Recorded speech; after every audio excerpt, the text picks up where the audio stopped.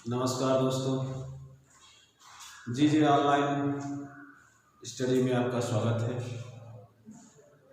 और सभी को नमन आशीर्वाद आप सबका प्राप्त हो। दोस्तों, एक हल्की सी शुरुआत है हमारी और इस हल्की सी शुरुआत में जो भी और जितना भी बन पड़ रहा है हम आपको देने का प्रयास कर रहे हैं। और मैं जीएस में जिन जिन क्षेत्रों से जितना क्वेश्चन आपका बनता है उन क्वेश्चनों को भी हम आपसे शेयर करते चल रहे हैं और आगामी परीक्षाओं में जो भी प्रश्न बनेंगे उन परीक्षाओं को भी हम आपसे शेयर करते चल रहे हैं। तो जो भी चीज़ें हैं, जो भी मैटर हैं, आपको इकट्ठा एक स्थान पर देने का प्रयास कर रहे हैं कि ज़्यादा आलतू फालतू चीज़ें पढ़ने का प्रयास ना करें और उन्हीं चीज़ों का आप प्रयास करें जिससे जो है आपको सफलता जल्द से जल्द प्राप्त हो सकते हैं। तो आइए हम सिंधु के ऐसे स्थलों को एक जगह पर इकट्ठा करते हैं जो आपसे पूछा जाता है कि फला स्थल किस नदी के किनारे है। तो इन स्थलों को हम देखें और आपको जो है इसको बताने का प्रयास कर रहे हैं। आइए, स्थल अर्थात सिंधु घाटी सभ्यता, सिंधु घाटी सभ्यता। सिंधु घाटी सभ्यता में स्थल एक तरफ लिखेंगे और नदी एक तरफ लिखेंगे, जिससे जो है आपको आसानी हो जाए। हालांकि मैंने जितने भी स्थलों को पढ़ाया है उसमें नदियों का जिक्र जरूर किया है और जिससे जो है आपको एक स्थान पर अगर मिल जाए तो आपको रटने में, आपको याद करने में भी कोई परेशानी नहीं होगी। तो आइए हम सबसे पहले देखेंगे सिंधु नदी के किनारे कौन कौन से स्थल हैं जिन्हें जो है आपसे पूछा जाता है। तो आइए देखते हैं सबसे पहले सिंधु नदी। सिंधु नदी, सिंधु नदी के किनारे जो है मोहनजोदड़ो, चान्होदड़ो, आमरी, अलीमुराद, अलादीन, कोटदीजी।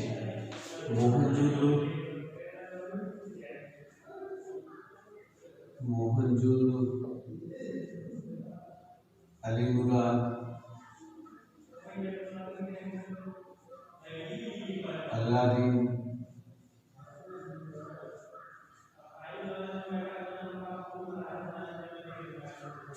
अलीमुराद, अलादीन, चान्होदड़ो,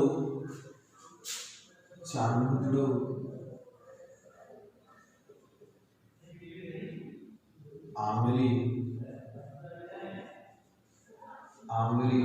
चान्होदड़ो, आमरी और कोटदीजी आज ऐसे स्थल हैं। कोटदीजी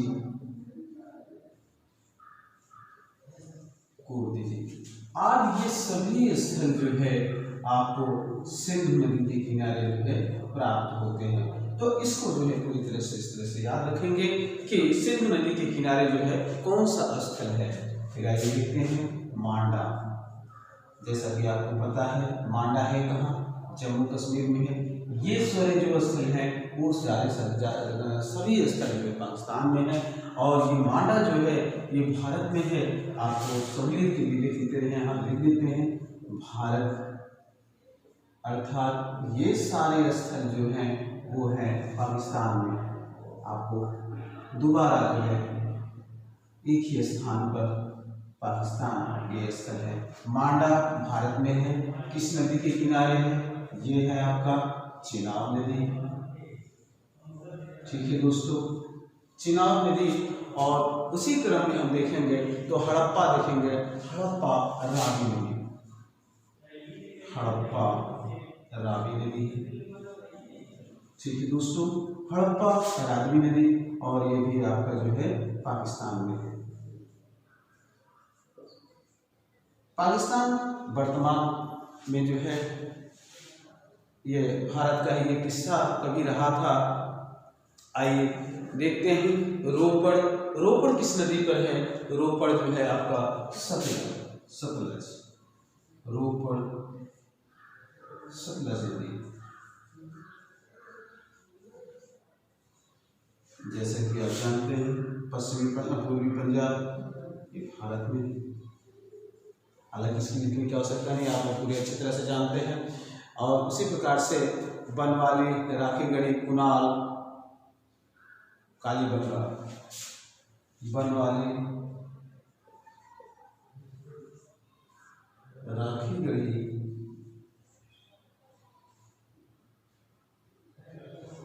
राखीगढ़ी, कुणाल, ये बनवाली, राखीगढ़ी, कुणाल और कालीबंगा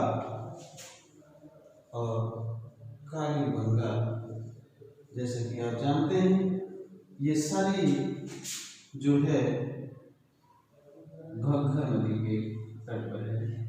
घग्गर, ठीक है दोस्तों, घग्गर नदी, ठीक है, घग्गर नदी ये दोस्तों, इसको याद रखिएगा। ये सारे के सारे जो है ये भारत में ही स्थित है, जैसा कि आप पूरी तरह से आपको बताया। तो घग्गर नदी के तट पर स्थित है।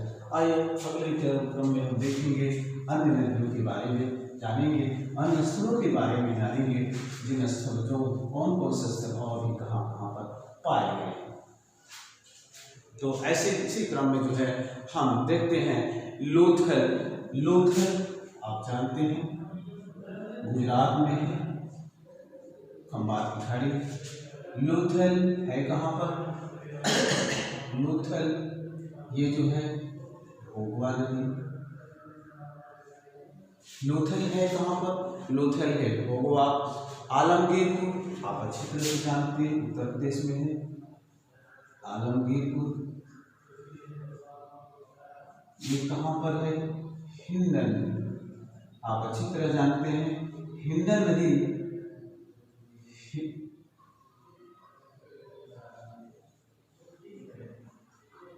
हिंडन यह नदी जो है यमुना जी की सहायक नदी है, ठीक है। तो आइए देखते हैं रंगपुर किस नदी के किनारे? रंगपुर पंजाब, ये जो है भादर नदी, ठीक है दोस्तों, भादर नदी, ठीक है।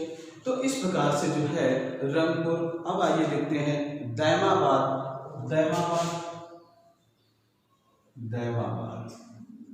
मोस्ट इंपॉर्टेंट जो भी है हम आपको बताते चल रहे हैं। दैमाबाद आप जानते हैं, अच्छी तरह से जानते हैं, अगर गोदावरी नदी देता है तो आप गोदावरी, इसकी एक सहायक नदी है प्रवरा, ठीक है। अगर प्रवरा नदी देता है तो आप प्रवरा को ही उत्तर मानेंगे, ठीक है। अगर गोदावरी देता है तो गोदावरी मानेंगे। तो यहाँ पर जो है प्रवरा नदी जो है दैमाबाद प्रवरा नदी के किनारे स्थित है और यह जो है भारत के महाराष्ट्र क्षेत्र में स्थित है, ठीक है। आइए और अन्य देखते हैं सुतकागिंडोर, ठीक है दोस्तों। सुतकागिंडोर आप अच्छी तरह जानते हैं, यह सुतकागिंडोर कहाँ पर है? सबसे भारत के सिंधुघड़ी सभ्यता का पश्चिमी स्थल है और यह पश्चिमी स्थल है कहाँ पर? बलूचिस्तान में है, अच्छी तरह से आप जानते हैं। सुतकागिंडोर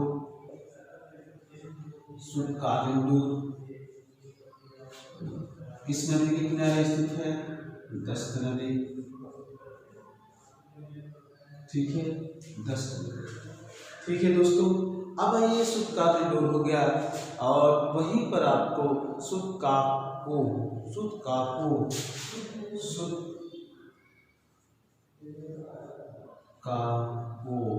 जैसे कि हमने बताए थे कि सिंध और अरब सागर के संगम पर बसा हुआ यह जो है सुतकाको जो है उदास नदी, ठीक है। इस प्रकार से जो है आपको जो है उदास नदी, यहाँ पर थोड़ा सा मिस्टेक है, शादी, ठीक है। शादी नदी के जो है तट पर यह बसा हुआ है। मेघम एक ऐसा स्थल है, मेघम भी एक स्थल है जिसके बारे में हमने चर्चा किया था। मेघम जो है, मेघम अर्थात मेघम, ये जो है किन्नरी है, किन्नरी है। तो इस प्रकार से जो है नदियों का जो क्रम हमने बताया कि हड़प्पा, मोहनजोदड़ो, खासकर जो आपसे प्रश्न पूछा जाता है वह पूछा जाता है मोहनजोदड़ो के स्थल पर है सिंधु नदी। लोथल कहाँ है? भोगवा नदी, ठीक है। वहीं पर जो है हड़प्पा किस नदी पर बसा हुआ है? हड़प्पा रावी नदी पर है। आलमगीरपुर हिंडन, रंगपुर भादर, दैमाबाद गोदावरी या प्रवरा नदी, अक्सर जो है प्रवरा नदी की बात करता है, प्रवरा नदी पूछा जाता है, जो है ऑप्शन में प्रवरा नदी दिया जाता है। सुतकागंडो यह पश्चिमी स्थल है, यह जो 10 नदी के जो है। मांडा चिनाब नदी जो उत्तरी साइड में है। सुतकाको सादी नदी। दैमाबाद की हमने बताया था, दैमाबाद जो है की चर्चा हमने किया था। तो दैमाबाद भी जो है जो सबसे दक्षिण स्थल है वो जो है आपका प्रवरा नदी हो गया। तो सुतकाको सादी और मेघम किम नदी के तट पर जो है बसा हुआ है। इस प्रकार से जो है आइए हम अगले इसी क्रम में देखते हैं सिंधु नदी घाटी की सामाजिक स्थितियां क्या थी। उस समय समाज किस प्रकार से था, किस प्रकार के क्या वर्गों में विभाजित था, या जो है क्या कहते हैं सामाजिक आधार पर विभाजित था, या किस प्रकार था, इस पर जो है थोड़ा सा जो है वहाँ पर चर्चा करते चलेंगे और पॉइंट वाइज पॉइंट जो है लिखते चलेंगे, क्योंकि यहाँ से प्रश्न पूछा जाता है आपसे समाज, सिंधु घाटी सभ्यता का समाज कैसा था। सबसे पहली बार यहाँ मुख्यतः जानकारी होनी चाहिए कि यहाँ का जो समाज था वो मातृ सत्तात्मक समाज था, यानी माता ही सर्वे सर्वा हुआ करती थी। यानी जिस प्रकार से वैदिक काल में आप देखेंगे कि पुरुष प्रधान जो है समाज होता है, यानी जो परिवार होता है वो पुरुष प्रधान होता है, उसी प्रकार से जो है सिंधु घाटी सभ्यता में जो है अगर हम आप देखें तो प्रमाणों के आधार पर, साक्ष्यों के आधार पर जो है यहाँ पर यह सिद्ध होता है कि यहाँ मातृ सत्तात्मक समाज था। यानी अगर और भी इसके प्रमाण भी देखें तो यहाँ मातृ सत्तात्मक इस तरह से भी सिद्ध किया जा सकता है कि यहाँ माता को जो है उर्वरक की देवी कहा गया है। एक चीज, माता को पूजा करने के लिए जो है एक वृक्ष पर जो है उनको दिखाया गया है, वहां पर एक बकरे को ले जाकर जो है बल की भी प्रधानता दी गई है। साथ में नीचे जो है कुछ इस प्रकार के जो है लौ जलाए गए हैं, दीपक जलाए गए हैं, जिससे लौ निकलते हुए दिखाया गया है। तो इससे ये सिद्ध होता है कि यहाँ पर जो है मातृ सत्तात्मक परिवार ही थी, यानी माता ही सर्वा हुआ करता था। तो समाज यहाँ पर अगर देखें तो मुख्यतः जो है समाज 3 वर्गों में विभाजित था। समाज 3 वर्ग था। समाज 3 वर्ग में विभाजित।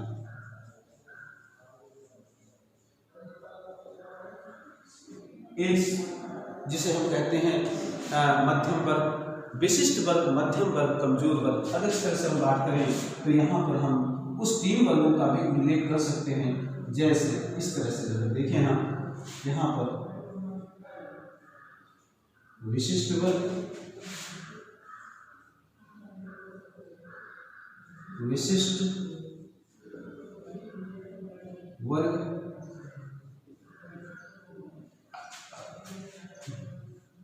मध्यम वर्ग,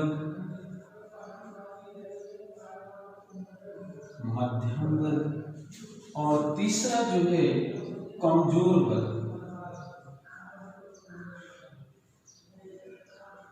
देखिए अगर हम इस प्रकार की बातें तो यहाँ पर देखा जाए तो विशिष्ट यानी इनके सिद्ध करने के लिए विशिष्ट वर्ग, मध्यम वर्ग और कमजोर वर्ग की बात अगर हम यहाँ करते हैं तो इसको भी सिद्ध किया जा सकता है। क्यों कि इनकी जो आवासीय व्यवस्था थी, यानी जो नगर में रहा करते थे, तो वो जो वर्ग के लोग थे, उच्च वर्ग के लोग थे, यानी विशिष्ट वर्ग के जो लोग थे, उनका जो है आवास अगर आप देखें तो आप चाहे हड़प्पा में देखेंगे तो भी, मोहनजोदड़ो में देखेंगे, या लोथल देखें, या कालीबंगा में देखेंगे, तो इस प्रकार के जो आवास उनके प्राप्त होते हैं विशिष्ट वर्गों के लिए, खासकर जो है उनके आवास जो है आकार में बड़े हुआ करते थे, कमरों की ऊंचाई, लंबाई और चौड़ाई भी काफी बड़ी हुआ करती थी। उसमें जो है 2 से 3 कमरे हुआ करते थे। मकानों की जो क्या कहते हैं प्रथम तल, द्वितीय तल, तृतीय तल, यानी 3 और 4 तल्ले भी मंजिले मकान भी हुआ करते थे। विशिष्ट वर्गों के लिए। इसमें इस वर्ग के अंतर्गत जो है आपको विशेष रूप से पुरोहित वर्ग के लोग आते थे। इस वर्ग के लोग आते थे, पुरोहित वर्ग के लोग आते थे। और ये पुरोहित लोग खासकर उन स्थलों पर बसते थे जहां, जैसे फॉर एग्जाम्पल अगर दिया जाए तो ये गढ़ी में बसते थे, यानी किले में रहा करते थे। गढ़ में रहा करने वाला व्यक्ति, गढ़ में रहने वाला व्यक्ति कौन हुआ करता था? पुरोहित, क्योंकि ये विशिष्ट वर्ग के लोग थे। मध्यम वर्ग की बात करें तो इसमें जो है आपको व्यापारी, कारीगर, जुलाहे, शिक्षक, इसमें जो है व्यापारी, कारीगर, जुलाहे, शिक्षक वर्ग।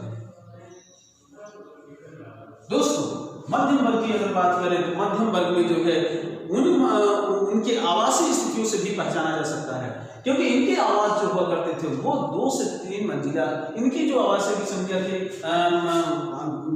घरों की मंजिलों की जो संख्या थी वो 3 बाई 4 यानी 3 से 4 मंजिला हुआ करता था। इनके जो है 1 से लेकर 2 मंजिला हुआ करता था, इनके मकान हुआ करते थे। इनमें जो है जहां इनके कमरे 4 से 5 3 से 4 कमरे हुआ करते थे, वहीं पर इनके जो कमरे हुआ करते थे वो जो है ज्यादा से ज्यादा, अधिक से अधिक 2 या 3 हुआ करते थे, इससे ज्यादा जो है कमरे नहीं हुआ करते थे। और इनके मकान जो हुआ करते थे 1 से 2 मंजिला हुआ करता था। इनके मकान में भी साफ सफाई की व्यवस्था हुआ करती थी। इस वर्ग में लोग व्यापारी वर्ग हुआ करते थे, यानी इनका काम कार्य था ये विदेशों से व्यापार, ये व्यापारी 2 प्रकार के हुआ करते थे। ये देशी व्यापारी हुआ करते थे, एक जो है विदेशी अंतरराष्ट्रीय व्यापारी हुआ करते थे। ये व्यापारी खासकर जो है शासक वर्ग और शासक वर्ग को ये सहयोग भी किया करते थे, जिससे जो है जितनी आमदनी हुआ करती थी उस आमदनी में इनको जो है कर के रूप में भी दिया करते थे। एक बात हम यहाँ पर बताने का प्रयास करेंगे कि यहाँ पर जो आपको लोथल से जो है, एक बात यहाँ समझने का प्रयास करें, लोथल से जो गोदीवाड़ी मिला है, आप जानते हैं डॉक यार्ड मिला है, डॉक यार्ड जो मिला है, जो अंतरराष्ट्रीय व्यापार के जो है उल्लेख भी मिलता है। तो डॉक यार्ड से के बगल में एक गोदाम बना हुआ है। इस गोदाम में जो है डॉक यार्ड यानी अंतरराष्ट्रीय व्यापार से जो है जितने भी माल वगैरह आते थे यहाँ पर गोदामों में रखा जाता था। एक चीज, दूसरी चीज, ये व्यापारी जो है ये देश में ही, यानी राजस्थान से देखें अगर बात करें तो यहाँ से जो है व्यापार किया करते थे, ईरान से व्यापार करते थे, अफगानिस्तान से भी व्यापार करते थे, मेसोपोटामिया, मिस्र और सुमेरियन सभ्यता, यानी यहाँ से लोग भी जो है व्यापार करते थे। इनकी मुहरें भी यहाँ प्राप्त होती हैं। एक ये व्यापारी इस तरह से जो है इनके व्यापार, ये मध्यम वर्ग के अंतर्गत इन्हें रखा गया है। कारीगर जो है जो नगरों में रहा करते थे, और इस नगर में जो कारीगर थे वो एक दूसरे से जो है बधे हुए थे। ये कृषि कार्य करने वाले किसानों के जो है यंत्रों का भी निर्माण करते थे, हल फावड़ा आदि का भी निर्माण करते थे। ये जो है तमाम ऐसे जो चीजें जैसे क्या कहते हैं टेबल कुर्सियां मेज वगैरह आदि अनेक चीजों को जो है बनाया करते थे कारीगर के अंदर। जुलाहे जो कपड़े वगैरह सिला करते थे, कपड़े भी 2 प्रकार के सिले हुआ करते थे, जैसे बाद में चल के इसकी चर्चा होगी जब वेशभूषा की बात आएगी। तो वहां पर ये जुलाहे जो है वस्त्रों का निर्माण करते थे। ये सूती वस्त्र और ऊनी वस्त्रों का भी निर्माण करते थे। जुलाहे जो है सूती वस्त्र का अगर देखा जाए तो सिंधु घाटी सभ्यता जो सिंडन के नाम से जाना जाता है वो कपास की खेती के नाते जाना जाता है, और कपास जहाँ पर जो प्राप्त होता है वह सूती वस्त्र के कारण ही, यानी सूत क्या कहते हैं कॉटन का प्रयोग हुआ करता था। यहाँ अत्यधिक रूप से कपास का उत्पादन होता था। शिक्षक वर्ग में जो है ये क्या कहते हैं यहाँ की जनमानस को, यहाँ के जो है विद्यार्थियों को जो है शिक्षा दीक्षा देने का कार्य किया करता था। तो इस तरह से मध्यम वर्ग के लोग में जो है यानी व्यापारी, कारीगर, जुलाहे, शिक्षक आदि हुआ करते थे। इसी प्रकार से अगर हम देखें तो कमजोर वर्ग के अंदर जो है मजदूर, दास, किसान और सैनिक, इसके अंतर्गत अगर हम देखें तो मजदूर, दास, किसान और सैनिक वर्ग आज इनके अंतर्गत जो है आते थे। मजदूर वर्ग ये जो है इनके यहाँ जो है मजदूरी किया करते थे। किसानों क्या कहते हैं, व्यापारियों के यहाँ भी ये लोग मजदूरी किया करते थे, और कारीगर भी के यहाँ भी मजदूर, आज पुरोहितों के यहाँ भी ये जो है अपना जीवन यापन करते थे। दास जो है क्या कहते हैं, किसी भी वर्ग के अंतर्गत जो है उनके यहाँ रहकर अपना जीवन यापन करते थे, ऐसे लोगों को दास कहा जाता था। जो जीवन भर जो है उनके यहाँ नौकरी करते थे। किसान वे वर्ग हुआ करते थे जो उनकी अपनी जमीनें हुआ करती थी, उस पर जो है वो कृषि का कार्य करते थे, जिसमें अन्न का उत्पादन किया जाता था। जैसे कि आपको लोथर से मिलेगा, रंगपुर से मिलेगा, रंगपुर से धान आपकी भूसी मिली है, जहाँ से यह प्रमाणित होता है उस समय के लोग जो है उस समय के लोग जो है धान का भी उत्पादन करते थे। हड़प्पा मोहनजोदड़ो से गेहूं और जौ के दाने मिले हैं। वहीं पर अगर आप देखें तो कालीबंगा से भी बात कर सकते हैं, तो कालीबंगा से जो है जुते हुए खेत मिलते हैं।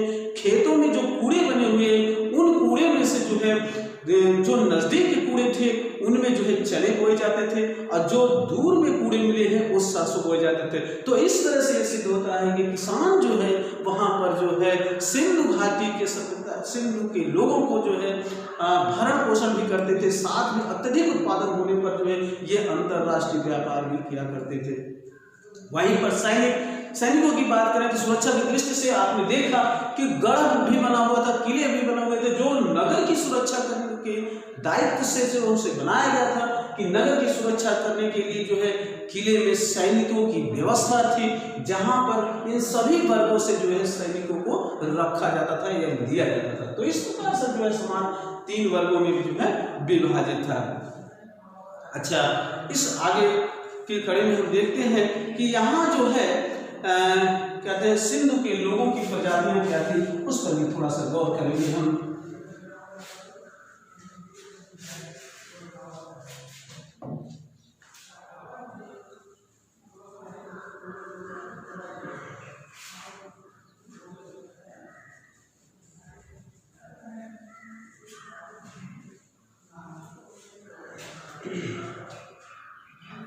चलिए आइए देखते हैं सिंधु के लोगों की प्रजातियां कितनी थी।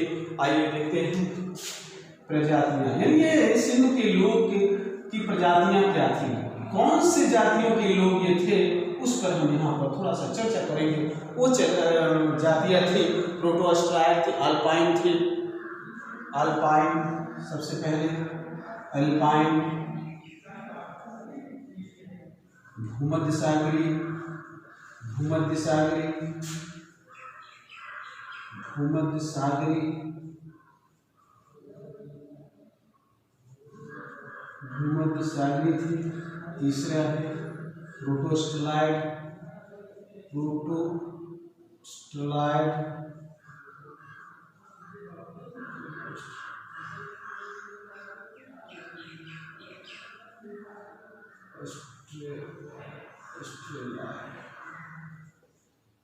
ठीक है।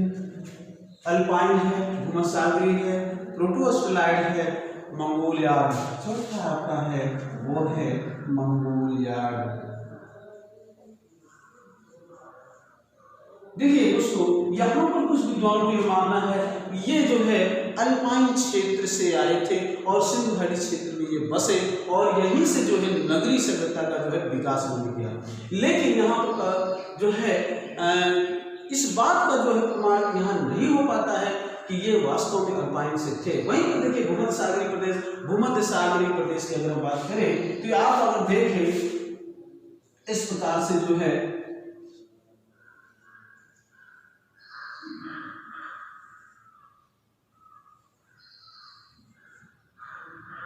इस तरह से जो क्षेत्र आप पढ़ते हैं, यहाँ पर ये आपका अटलांटिक महासागर है, और इस तरह से ये भूमध्य सागर का जो क्षेत्र आता है, भूमध्य सागरीय क्षेत्र। तो भूमध्य सागरीय का जो क्षेत्र है, कुछ विद्वानों का यह मानना है कि ये भूमध्य सागरीय प्रजातियां की थी जो भारत में आकर बस गए थे।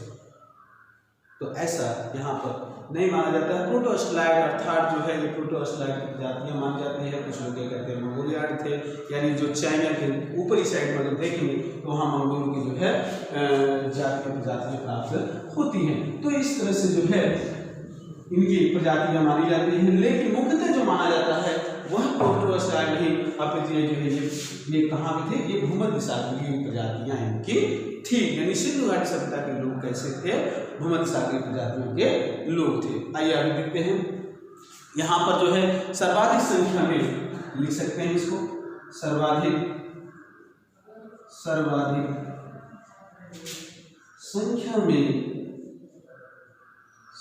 संख्या में भूमध्य सागरीय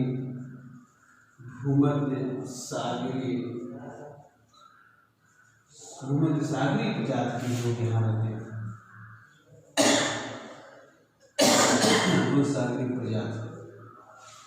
भूमध्य सागरीय प्रजाति के लोग जो है यहाँ पर जो है रहा करते थे। तो अब आइए आगे देखते हैं इसी क्रम में जो है सामाजिक दशा में ही स्त्रियों की दशा क्या थी। सिंधु घाटी सभ्यता में स्त्रियों की स्थितियां क्या थी, स्त्रियों की स्थिति।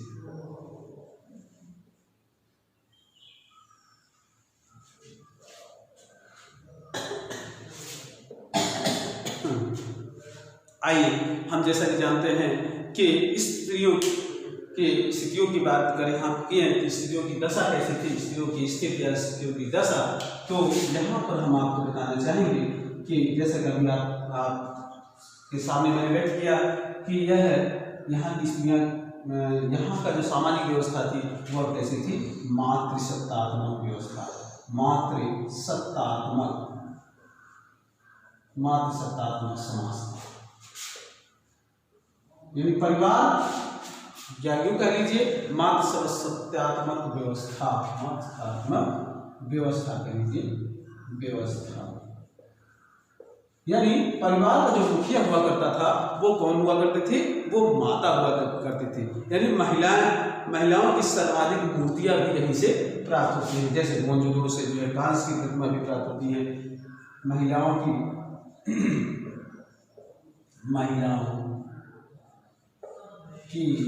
सर्वाधिक प्रतिमा प्राप्त, यानी महिलाओं की सर्वाधिक प्रतिमा जो है प्राप्त होती है। हड़प्पा से एक मूर्ति की योनि प्राप्त होती है। आप देखेंगे हड़प्पा से जो है एक स्त्री के गर्भ से जो है यानी यौन से जो है वृक्ष को निकलते हुए दिखाया गया है, यानी उसकी यौन से यानी उर्वरक देवी को के रूप में जाना जा गया है। यहाँ से जो है इस प्रकार से आप देखेंगे तो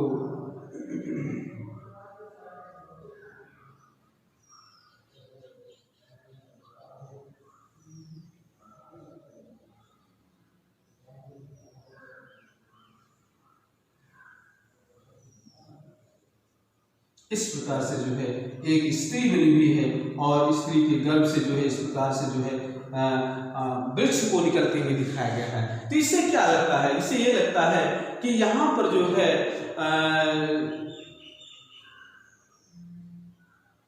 स्त्रियों को यानी मातृ देवी की जो दर्जा दिया गया है वो जो है इससे लगता है कि इस जो योनि से निकला हुआ दिखाया गया है वृक्ष को, वो उसे जो है हड़प्पा से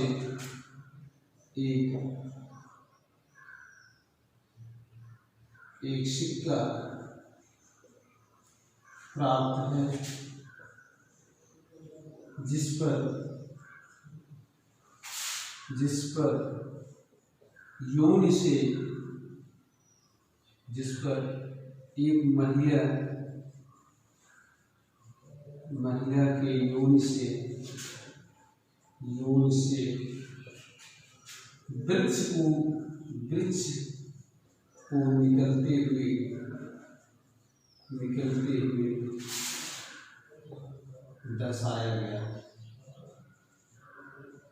ठीक है, तो इससे क्या लगता है, इससे ये लगता है कि ये जो है उर्वरक की देवी थी, उर्वरक की देवी। ठीक, उर्वरकी देवी को कहा गया है। यहीं से जो है आपको सती प्रथा के साक्ष्य भी प्राप्त होते हैं। सती प्रथा के साक्ष्य भी प्राप्त होते हैं। ठीक है, जैसा कि आप देखेंगे लोथल और कालीबंगा, लोथल और कालीबंगा से भी इसी प्रकार के साक्ष्य प्राप्त होते हैं। लोथल और कालीबंगा से भी जो है इसी प्रकार के साक्ष्य प्राप्त होते हैं। लोथल से ही तीन युग समाधियां लोथल से ही आप देखेंगे आगे चलकर, यानी स्त्री और पुरुष का जो संबंध है यहाँ पर जो है किस प्रकार का दिखाया गया है। यहाँ देखेंगे युगल समाधियां जो प्राप्त है वह अगर देखें तो युगल समाधियों में लोथल से जो है, लोथल से तीन युगल समाधियां दोस्तों आप अच्छी तरह से समझ रहे होंगे कि एक महिला एक पुरुष की जो है बात होती है। वहीं पर जो है अगर देखें तो कालीबंगा से जो है एक युगल समाधि प्राप्त हुई है, यानी एक युगल समाधि। ठीक है दोस्तों, यानी एक युगल समाधि जो है यहाँ से प्राप्त होती है। तो इस प्रकार से जो है सामाजिक जो ताना बना है वो जो है सामाजिक ताना बना तीन प्रकार से विभाजित है, जैसा कि हमने देखा विशिष्ट वर्ग जो है, मध्यम वर्ग और कमजोर वर्ग में जो है। उसके बाद यहाँ देखा हमने स्त्रियों की दशा कैसी थी। स्त्रियों की दशा अगर की बात करें तो स्त्रियों की दशा बहुत ही अच्छी थी, क्योंकि परिवार मातृसत्तात्मक था, माता ही सर्वे सर्वा हुआ करती थी। और इसका प्रमाण के रूप में अगर हम देखें तो माता के गर्भ से जो है वृक्ष को निकलते हुए दिखाया गया है। एक जो है हड़प्पा से मोहनजोदड़ो से ही जो है एक कांस्य की प्रतिमा भी प्राप्त हुई जो नर्तकी की जो है प्रतिमा है। और दूसरे एक ऐसे स्थल से जो है एक प्रमाण मिलता है जहां पर जो है एक मुहर इस प्रकार से भी मुहर प्राप्त है, जिस पर वृक्ष के ऊपर किसी देवी की प्रतिमा बनाया गया है। और नीचे की तरफ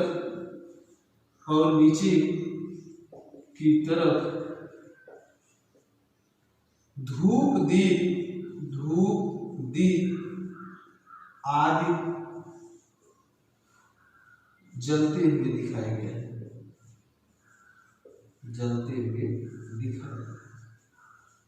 दूसरी तरफ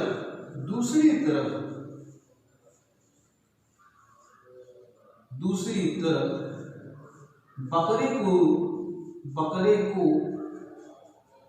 ले जाता व्यक्ति जिसके हाथ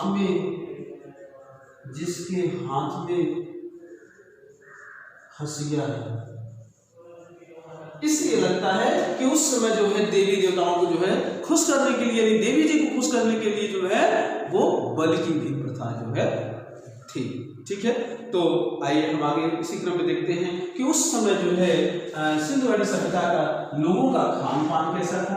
अभी तक हमने देखा सामाजिक स्थिति में जो है स्त्री दशा को देखा हमने, स्त्रियां किस प्रकार की थी। और स्त्रियों से जो है यहाँ हमने देखा कि मातृसत्तात्मक परिवार भी था, जिससे जो है माता ही सर्वे सर्वा हुई। तो आइए हम इसी क्रम में जो है आगे बढ़ते हुए यहाँ पर हम देखते हैं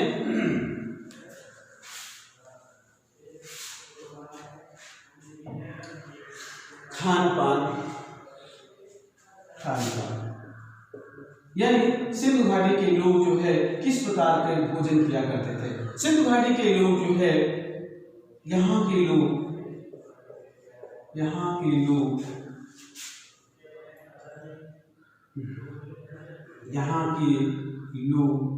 शाकाहारी एवं मांसाहारी यहाँ के लोग शाकाहारी और मांसाहारी दोनों थे, ठीक है, जिसका प्रमाण मांसाहारी का प्रमाण सनौली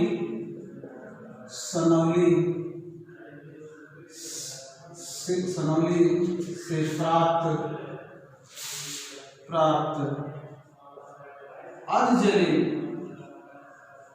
अधजले हड्डियों से भी किया जा सकता है, अधजले हड्डियों से किया जाता है, ठीक है दोस्तों, अधजले हड्डियों से किया जाता है। आइए यहाँ से वेशभूषा देखें, इनका वेशभूषा कैसा था, यहाँ के लोग किस प्रकार के कपड़े पहनते थे। देखिए खान पान में हमने देखा शाकाहारी और मांसाहारी। शाकाहारी में अगर देखें तो ये गेहूं जो आज के चने मटर सरसों आदि का भी जो है ये प्रयोग करते थे। गेहूं के आटे की चक्की यानी चक्कियाँ भी प्राप्त हुई, जैसा कि हमने देखा था कि गेहूं पीसने की भी व्यवस्था थी, गेहूं पीसने के लिए जो है चक्कियों की भी व्यवस्था थी, जहां से लोग जो है इसका प्रमाण मिलता है ये लोग गेहूं को जो है पीस कर खाया करते थे। दो पाटों को मिलता है, जो पत्रों को मिलता है। तो इससे ये सिद्ध होता है कि ये लोग शाकाहारी भी थे। मांसाहारी अगर हम बात करें सनौली की, तो सनौली में जो है एक चूहे से जो है अधजली हड्डियां भी प्राप्त होती हैं। तो इससे लगता है कि ये लोग शिकार करके या ये क्या कहते हैं जो पालतू जानवर थे उनको मार कर ये जो है अपना भोजन करते थे, जैसे बकरी भेड़ बकरी आदि जो पाला करते थे। तो इसी क्रम में जो है इनके, अब आइए देखते हैं वेशभूषा क्या है, यहाँ पर किस प्रकार के वस्त्र ये लोग धारण करते थे। वेशभूषा इनका देखें तो दो चीजें यहाँ पर सामने आती है। पहला आता है एक सूती वस्त्र और दूसरा जो है ऊनी वस्त्रों का जो है ये लोग प्रयोग करते हैं। यानी सिंधु घाटी सभ्यता के लोग जो है किस प्रकार के वस्त्र प्रयोग करते थे, सूती वस्त्र और ऊनी वस्त्र। सूती वस्त्र में भी दो प्रकार की चीजें आती हैं सामने पर। एक जो है सादा वस्त्र हुआ करता था और दूसरा जो है कढ़ाईदार हुआ करता था। यानी कढ़ाई की हुई वस्त्र का ये लोग जो है पहना करते थे।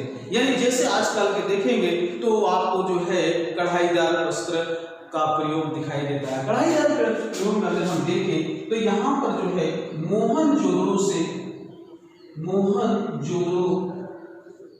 से प्राप्त योगी की प्रतिमा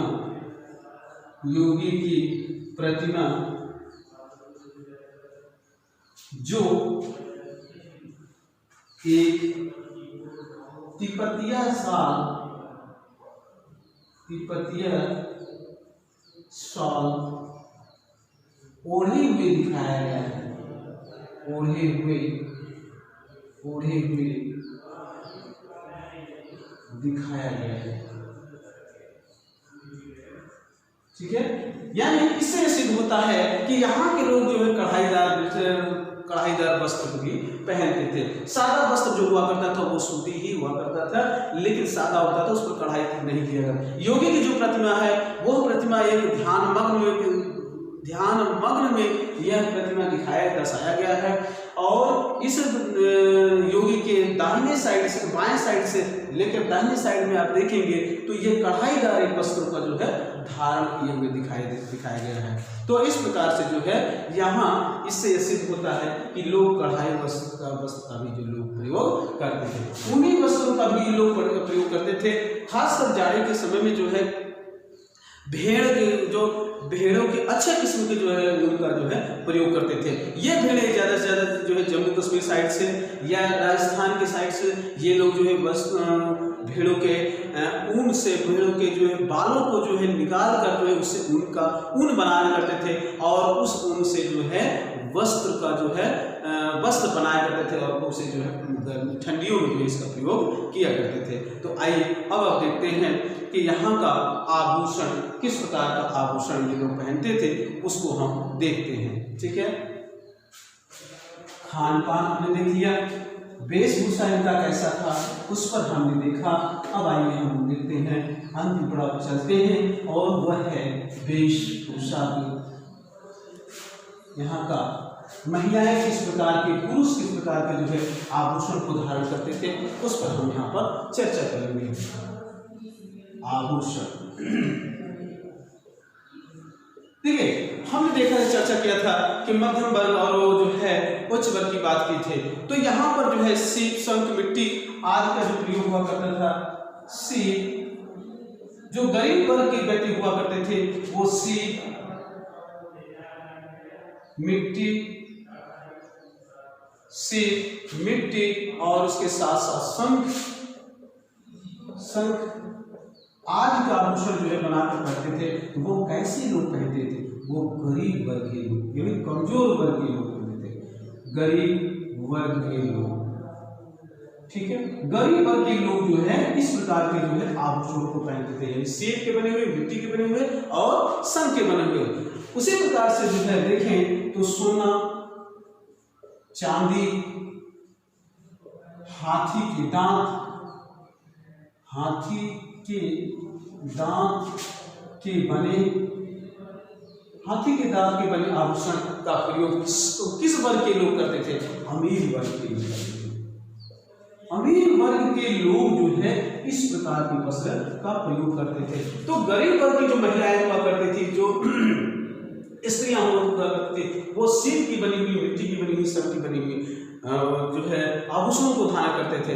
आभूषण की अगर हम बात करें तो वहां पर कांस की प्रतिमा जो एक नर्तकी की प्राप्त हुई है, उसके देखेंगे तो बाएं हाथ कमर पर है और दाहिने हाथ में जो है पूरे यहाँ तक जो है चूड़ियों का जो है क्रम देखेंगे आप, केवड़े से लेकर यहाँ मतलब हथेली तक जो है पूरी चूड़ियों से भरी हुई है। उसी प्रकार से बाएं साइड में आप जो है केवड़े से ऊपर के जो है वस्त्रों, अच्छा गले में भी आप जो है इस प्रकार के जो है कंठहार का जो है प्रयोग जो है दिखाई देता है। तो इस प्रकार से जो है सोना, चांदी और हाथी के दांत के जो है जो है अमीर वर्ग के लोग पहनते थे। हड़प्पा स्थल से जो है श्रृंगार दान भी प्राप्त हुआ है। जैसा कि आप देखेंगे हड़प्पा स्थल से श्रृंगार दान प्राप्त हुआ है। श्रृंगार दान क्या है? जिसमें उन तमाम जो है चीजें प्राप्त होती हैं जो किसी भी महिला को सजने संवरने के लिए जो है ये चीजें, ये वस्तुएं इसमें रखी रहती हैं। तो इससे ये लगता है उस समय जो श्रृंगार साधन की चीजें प्राप्त होती है, जैसे लिपस्टिक है, जो है कंघी है, और उसके बाद जो है सिंदूर है, और अंजन है यानी सूरमा है, और अंजन सालिका भी प्राप्त हुआ। तो इस प्रकार की जो श्रृंगार दानियां हैं, उस श्रृंगार दानियों में ये सब चीजें जो है प्राप्त होती हैं। और यहाँ शीशे का भी प्रयोग भी देखने को मिलता है। आप देखेंगे कि मोहनजोदड़ो से चांदी का एक अंडाकार चूड़ियां भी प्राप्त होती है। मोहनजोदड़ो से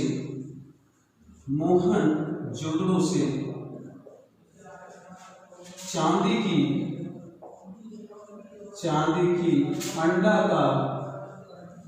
अंडाकार चूड़ियां प्राप्त होती है। अंडाकार चूड़ियां प्राप्त होती है। वहीं पर जो है आप देखेंगे सनौली से, वहीं पर आप सनौली की बात करें तो सनौली से जो है नौसारी से जो है नौसारी से सिंदूर प्राप्त होता है। उत्खनन के माध्यम से नौसारी से सिंदूर प्राप्त होता है, यानी सिंधु घाटी सभ्यता के उत्खनन से जो है ये सब चीजें जो है प्राप्त होती है। चान्मुंडड़ों से आप और भी देख लें, चान्मुंडड़ों से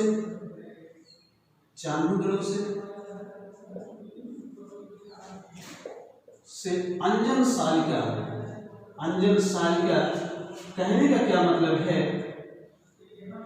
अंजन सालिका जिससे महिलाएं जो है आंखों में जो है काजल लगाने का कार्य करती थी, वो सालिका इतनी बड़ी बड़ी हुआ करती थी। और उस सालिका से जो है यानी उस सलाई से, उस लकड़ी से जो है आंखों में सूरमा, आंखों में काजल का लगाने का जो है कार्य किया करते थे। उसी प्रकार के से जो है हम देखें चांद और भी क्या यहाँ से प्राप्त होता है, यहीं से चान्मुंडड़ों से जो है अंजन सालिका और क्या प्राप्त होता है, यहीं से लिपस्टिक भी प्राप्त होता है। जैसा कि वर्तमान में आप देखेंगे कि महिलाएं जिस प्रकार की लिपस्टिक का प्रयोग करती थी उसी प्रकार से सिंधु घाटी सभ्यता में जो भी महिलाएं भी जो है लिपस्टिक का प्रयोग करती थी। हड़प्पा से जो है काजल का एक साक्ष्य यानी काजल का एक डिब्बा प्राप्त हुआ है। हड़प्पा से काजल की एक बोतल भी प्राप्त है।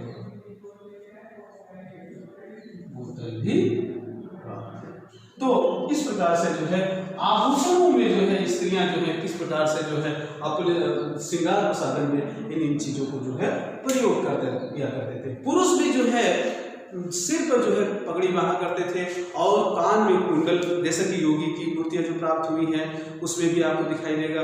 फिर उसके बाद जो है गले में कंठहार के भी प्रयोग करते थे, हाथों में कड़े कंगन का प्रयोग करते थे, कड़े बहुत बड़े बड़े कड़े प्रयोग करते थे। तो इस प्रकार से सिंधु घाटी की सभ्यता में जो है आभूषणों का जो प्रयोग किया गया है वह दर्शनीय है। और इस प्रकार से जो है जितने भी आपको यहाँ पर दिखाई दे रहा है उनसे जो है आप पूरी तरह से कंठस्थ कर लें। आप इसको नोट करेंगे, आप उन्हें जो है बराबर देखते रहेंगे, जिससे जो है आपको जितने भी प्रश्न आपको इस प्रकार से आप पाएंगे वो सारे के सारे प्रश्न आपको इसमें से प्राप्त हो सकते हैं। तो आज बस इतना ही। बहुत आप लोगों ने इस वीडियो को देखा और हमारा आप लोगों ने सहयोग किया और इसी सहयोग के क्रम में आप लोग इस चीज़ को बताने का प्रयास करें, कमेंट करें कि आपको यह वीडियो कैसा लगा। आप इसको सब्सक्राइब करें, आप इसको लाइक करें, आप बेल आइकन को भी दबाएं और अपने दोस्तों और मित्रों को भी शेयर करें ताकि जो है ज़्यादा से ज़्यादा लोग इसका फ़ायदा उठा सकें। बहुत बहुत धन्यवाद।